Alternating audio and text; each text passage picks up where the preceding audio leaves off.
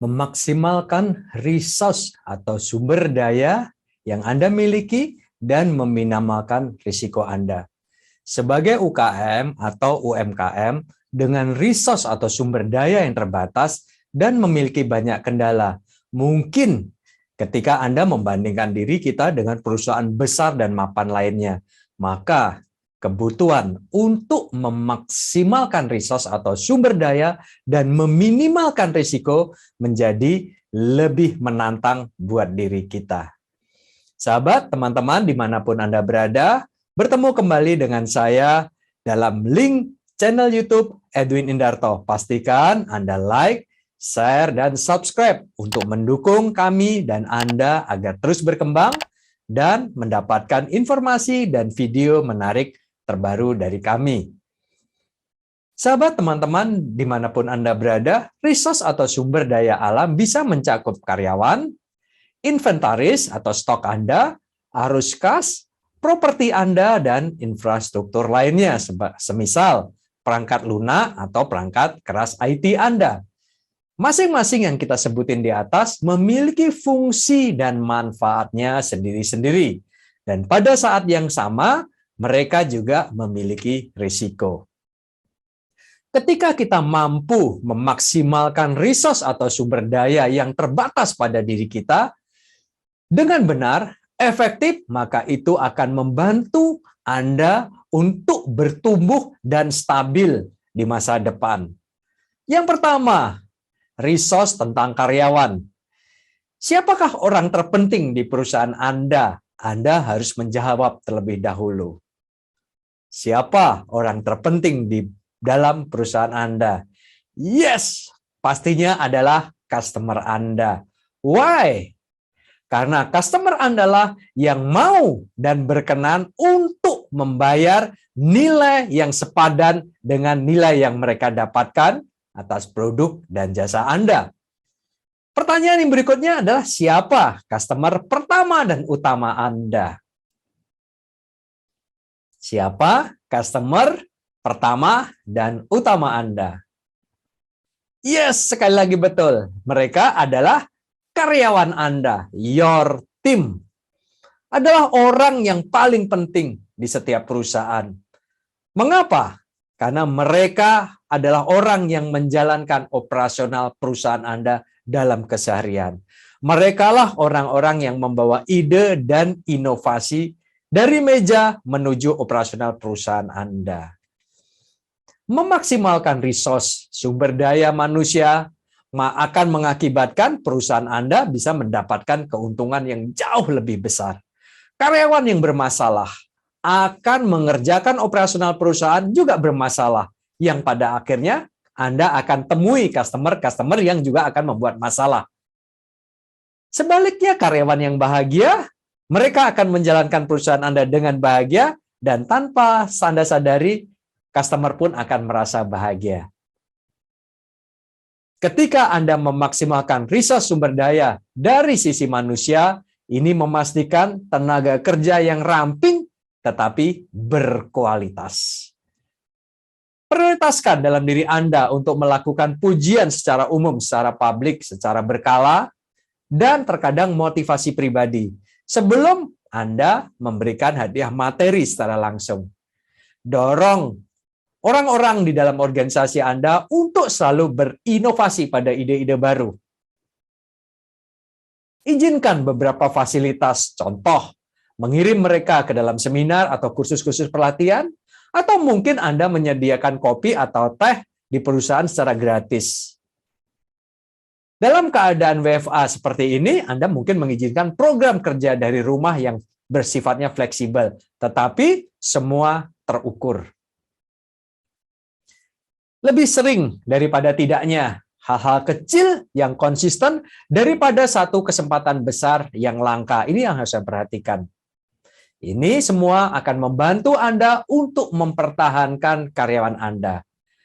Minimalkan risiko Anda melalui sistem rekrutmen yang bijaksana dengan memperkerjakan personal SDM yang berpengalaman.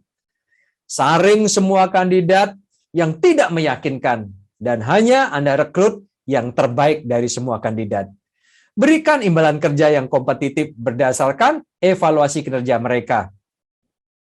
Berikan masa percobaan selama 3 bulan sebelum Anda menjadikan seseorang sebagai karyawan tetap di perusahaan Anda. Yang kedua, untuk memaksimalkan resource sumber daya dan meminimalkan risiko Anda adalah inventaris. Inventaris akan menentukan seberapa besar pendapatan Anda. Inventaris akan menentukan setiap produk yang Anda jual. Kebanyakan orang berasumsi bahwa inventaris yang lebih besar akan menghasilkan pendapatan yang lebih besar. Namun, sahabat, teman-teman, dimanapun Anda berada, kita cenderung sering lupa bahwa untuk setiap persediaan yang Anda pegang, akibatnya semakin besar risiko terhadap arus kas Anda. Ingat bahwa inventaris adalah penghasil uang, tetapi dia juga merupakan biaya bagi perusahaan Anda. Tergantung bagaimana Anda menghadapinya. Di lain sisi, inventaris Anda juga akan terkikis nilainya seiring dengan perjalanan waktu. Dengan demikian, Anda perlu menemukan keseimbangan yang sempurna melalui pengelolaan dan pengoptimalan inventaris dengan bijaksana.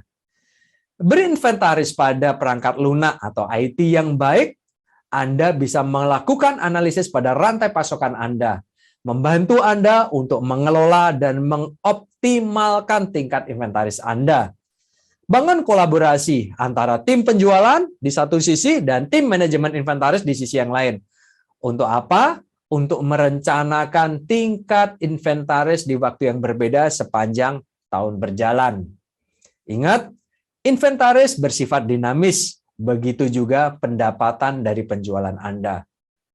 Secara umum, tolak ukur yang umum dipakai di masyarakat adalah tingkat inventaris penjualan 3-6 bulanan, tergantung skala perusahaan Anda.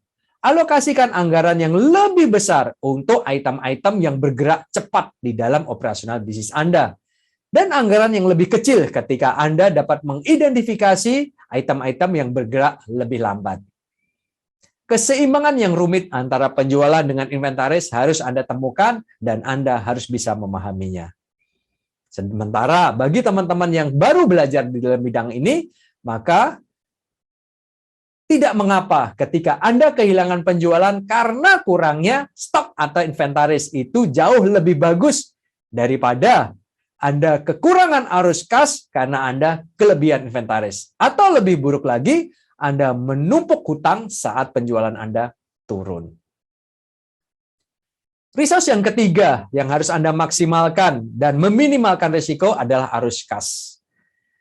Diperlukan untuk mengalokasikan pengeluaran-pengeluaran vital untuk operasional dari perusahaan Anda, gaji, stok yang barusan kita bicarakan, transportasi, dan lain-lainnya. Semuanya membutuhkan uang tunai untuk menjalankannya. Sehingga Anda perlu ada arus kas yang sehat setiap saat. Maksimalkan arus kas Anda dengan mengutamakan transaksi-transaksi tunai daripada transaksi kredit. Prioritaskan pelanggan-pelanggan tunai melalui program harga khusus atau pengiriman gratis. Sementara untuk pelanggan-pelanggan kredit juga bukan ditinggalkan. Meminimalkan risiko arus kas Anda melalui jangka kredit yang lebih pendek. Ketika membutuhkan uang tunai, mungkin saatnya Anda bernegosiasi dengan pihak ketiga, yaitu perbankan, untuk jangka pendek dengan catatan dengan tingkat bunga yang lebih rendah. Anda mungkin memegang konsep sebagaimana yang disampaikan oleh Nabi kita, Nabi Muhammad SAW. Bahwa emas dengan emas yang setara.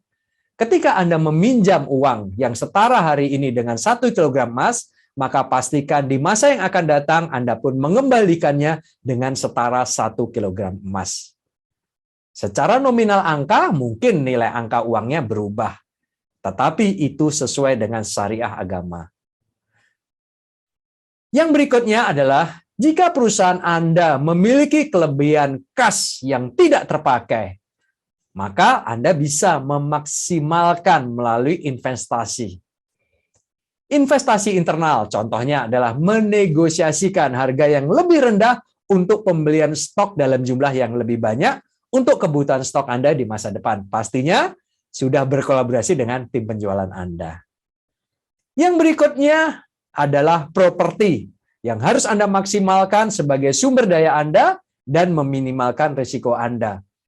Untuk toko-toko retail, investasikan di lokasi-lokasi yang lalu lintasnya adalah strategis. Sedangkan untuk Anda sebagai pemula, sewa adalah kuncinya. Perhatikan harga perluasannya. Investasikan di lokasi yang menghadap matahari karena apa? Akan membuat sebuah keajaiban tanpa Anda sadari suasana hati yang lebih enak dan lebih nyaman. Sangat penting untuk Anda berada di dekat pelanggan Anda untuk menghemat biaya pengiriman. Tetapi ketika itu tidak dimungkinkan, lokasi Anda jauh dari pelanggan Anda, maka jalin hubungan dengan logistik. Negosiasikan harga khusus dengan perusahaan logistik yang sudah ditunjuk. Yang berikutnya adalah integrasikan antara gudang dengan kantor untuk menghemat biaya dan meningkatkan efisiensi. Yang terakhir, resource yang kita bahas pada kesempatan ini adalah infrastruktur. Berinvestasi pada perangkat lunak IT dalam jangka panjang perlu Anda pertimbangkan karena tidak hanya mahal untuk diganti, tetapi juga memakan waktu untuk Anda beradaptasi dengan sistem yang baru. Bisa jadi prioritaskan laptop daripada desktop, koneksi yang nirkabel daripada koneksi tetap. Gunakan alat-alat komunikasi yang gratis yang disediakan di dalam pasar. Contoh, Anda menggunakan penyimpanan Google Drive yang ada batasan tertentu yang Anda bisa manfaatkan. Anda gunakan Google Meet untuk Anda bertemu dengan kolega-kolega Anda. Nah, sahabat, teman-teman, dimanapun Anda berada, cara memfokuskan sumber daya yang terbatas Anda dan memaksimalkan nilai bisnis Anda. Jika Anda menjalankan perusahaan kecil yang menengah, Anda selalu mencari cara untuk melakukan lebih banyak dengan lebih sedikit effort. Bekerja lebih cerdas, bukan lebih keras. Nah, apa yang harus kita lakukan? Untuk Anda fokus pada sumber daya yang terbatas untuk memaksimalkan nilai bisnis Anda. Yang pertama adalah berhenti menghabiskan energi yang tidak menambah nilai. Anda tidak bisa melakukan semuanya. Jadi fokuslah untuk mengidentifikasi dan menghentikan hal-hal yang Anda lakukan sekarang yang tidak sepadan dengan waktu dan uang Anda. Ini membebaskan lebih banyak sumber daya bisnis untuk hal-hal yang Anda alokasikan lebih penting. Yang kedua, otomatisasikan untuk menghemat sumber daya dan meningkatkan efektivitas. Kita sekarang hidup di zaman online. Maka mengotomatisasi dan menyederhanakan operasi menjadi pertimbangan utama. Dalam beberapa kasus, alat ini tidak hanya menghemat waktu dan uang Anda, tetapi juga membantu Anda mempromosikan inovasi bisnis yang jauh lebih luar biasa. Sebagai contoh, tetap menjadi yang terdepan ketika Anda menggunakan platform di dalam marketing. Memberikan alamat email Anda, alat manajemen Anda, alat otomatisasi email, alat bisnis yang beroperasi dalam sistem cloud, sehingga Anda bisa mengaksesnya dimanapun Anda berada. Anda tetap menggunakan smartphone atau komputer yang sudah Anda miliki. Langkah yang ketiga adalah manfaatkan pengeluaran Anda untuk mendapatkan lebih banyak manfaat. Saat Anda mengejar untuk memaksimalkan sumber daya yang terbatas, terkadang hal itu melibatkan pemusatan pengeluaran pada kategori barang tertentu. Sehingga Anda dapat menegosiasikan diskon pada volume yang lebih besar terhadap vendor Anda. Anda juga dapat mengalihkan pengeluaran ke tagihan bisnis atau kartu kredit yang dia menawarkan imbalan lebih pada saat terjadi transaksi atau pembelian dalam jumlah besar. Nah, sahabat, teman-teman, dimanapun Anda berada, akhirnya kita telah sampai di penghujung materi kita. Ada beberapa poin penting yang sudah kita sampaikan untuk Anda bisa memaksimalkan resource atau sumber daya yang terbatas dan meminimalkan risiko di dalam bisnis Anda. Perhatikan bahwa resource-resource tersebut mencakup karyawan, inventaris Anda, arus kas, properti, dan infrastruktur lainnya. Masing-masing memiliki manfaat. Di saat yang bersamaan, mereka memiliki risiko. cara Anda memfokuskan sumber daya yang terbatas dan memaksimalkan nilai bisnis sudah menjadi bahasan yang sudah Anda dengarkan di materi kita kali ini. Sebelum saya mengakhiri pemaparan materi ini, saya mengingatkan kembali kepada kita semua untuk tetap belajar, mempraktekkan pembelajaran, jaga iman, jaga kesehatan, dan patuhi apa yang diatur oleh negara. Semoga rahmat dan berkah Allah Subhanahu wa taala, Tuhan yang Maha Esa, senantiasa bersama kita semuanya. Wassalamualaikum warahmatullahi wabarakatuh.